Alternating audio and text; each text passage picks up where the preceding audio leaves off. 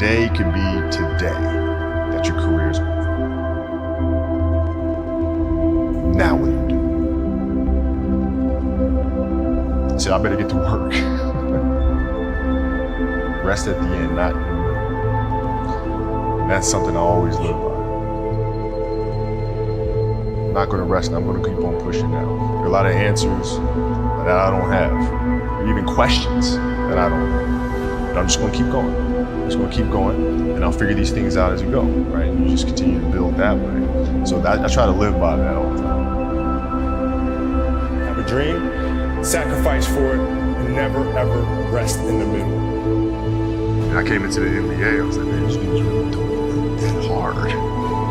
One of the things I would do is, when everybody would be at the cafeteria or work, eating and doing some stuff, I just go back to the gym.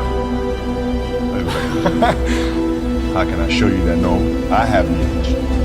Well, you do it through training, right? So when I get up in the morning, my daughter goes with me. 4 a.m.? 4 a.m. My 15-year-old goes with me. She goes with me before school, and it becomes a daddy-daughter thing. That's cool. Through that process, she understands the value of hard work. And so it's through those behaviors is where I find the motivation.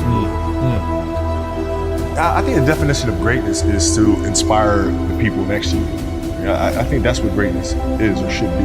It's not something that lives and dies with one person. It's how can you inspire a person to then in turn inspire another person, and then inspires another person. And that's how you create something that I think lasts forever. It's not sit around and it's all happy-go-lucky type of thing. The leader, your job is to get the best out of it. You gotta deal with it. Face it, learn from it. It's exciting when you win, it's exciting when you lose, because the process should be exactly the same. But the hardest thing is to face that stuff. But what if today is the day that's it? Now what do you do?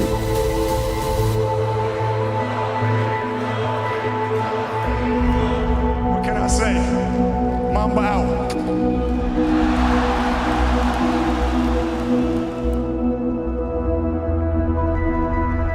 My parents were great. Growing up, they instilled in me the importance of imagination, curiosity, and understanding that, okay, if you want to accomplish something, I'm not just going to sit here and say, yes, you can do whatever you want. Yes, you can, but you have to also put in the work to get there, right? So they taught me that at a really early age, man. And when you grow up as a kid thinking that the world is your oyster, all things are possible, you put in the work to do it, you grow up having that fundamental belief. Who was more influential for you, your father or mother? Both were influential at different points. Right? My mom was there on a daily basis. My father was really influential at a really critical time where I had a summer where I played basketball when I was like 10, 11 years old. And here I come playing and I don't score 1 point the entire summer, not one. You didn't score once? Not one. Were you in the game? I was in the game. How did you not score? Because I was terrible. Not a free throw, nothing. Not a lucky shot, not a breakaway layup, 0 points. And I remember crying about it, being upset about it. My father just gave me a hug and said, listen, whether you score 0 or score 60, we're gonna love you no matter. Wow. That is the most important thing that you can say to a child. Because from there, I was like, okay, that gives me all the confidence in the world to fail. I have the security. But to hell with that, I'm scoring 60. Let's go. Right. And from there, I just went to work. I stayed with it. I kept practicing. I think that's when the idea of understanding a long-term view became important. Because I wasn't going to catch these kids in a week. I wasn't going to catch them in a year. Right? So that's when I sat down and said, okay, this is going to take some thought. Right? What do I want to work on first? All right, shooting. All right, let's knock this out. Let's focus on this half a year, 6 months, do nothing but shooting. Right? After that, all right, creating your own shot. You focus. So I started creating a menu of things. When I came back the next summer, I was a little bit better. And then 14 came around, back half of 13, 14 years old, and then I was just killing everyone.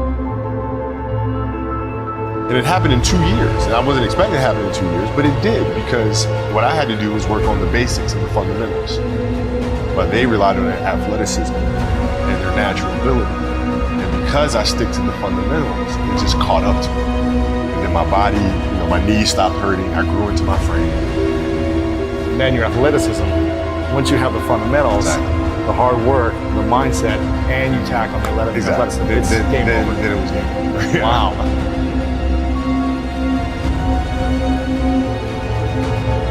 Love of the game, the challenge. Like I would watch Magic play, I'd watch Michael play, and I would see them do these unbelievable things, and I'd say, you know, can I get to that level? I don't know, but let's find out. Let's find out. And so that curiosity to see where I could push this thing led me down that path, I think. With the 13th pick in the 1996 NBA Draft, the Charlotte Hornets select Kobe Bryant from Lower Merion High School in Pennsylvania. Greatness lies ahead for this young man. Well, I learned that you have to work hard and you have to approach the game with a serious mindset. There was a stretch in 03 where Shaq was out with an injury. And Phil called me up to his office and said, okay, we need you to turn on the afterburners and start scoring on if we have to win. So I did, and I wound up scoring, I think it was 9 straight games of 40 plus points. 9 straight. 9 straight games. And then Shaq comes back, second to last game of that. And then Phil called me to his office and said, Cole, okay, I need you to dial it back. I'm like, why? Like, we're winning. I don't understand. It's because our goal is to win a championship. But if you continue to do this, we'll lose Shaq. We'll lose him. His motivation, his excitement. What triggers him, right? So I need you to pull back so we can pull Shaq forward for June. I mean, that was the big challenge, is you move from, you know, being the single dominant player to understanding, okay, I have to help these other guys. Or lift everyone else up. It's tough. It's more like you put yourself to the side, you put yourself in their shoes and understand what they're feeling. And then you have to make certain decisions of, okay, what buttons do I need to push for this player to get them to the next level? So it's not sit around, it's all happy, lucky type. The leader, your job is to get the best out of them, even if they may not like it at that time. It was very demanding because he expected everyone to put in the same effort as he was, and that was unrealistic. You're not behind me, you're not in front of me, you're right there parallel with me. Practice was very competitive right away. You know how Kobe is. We was jawing, we had it going sometimes. He didn't let me slip a lot.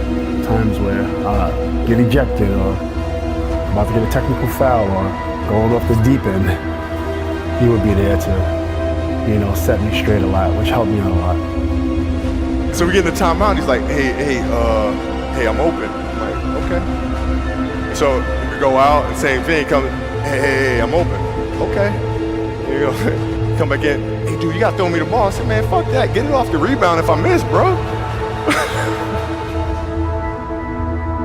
Listen, I don't deal with people that don't commit at that level, but then act as if they do.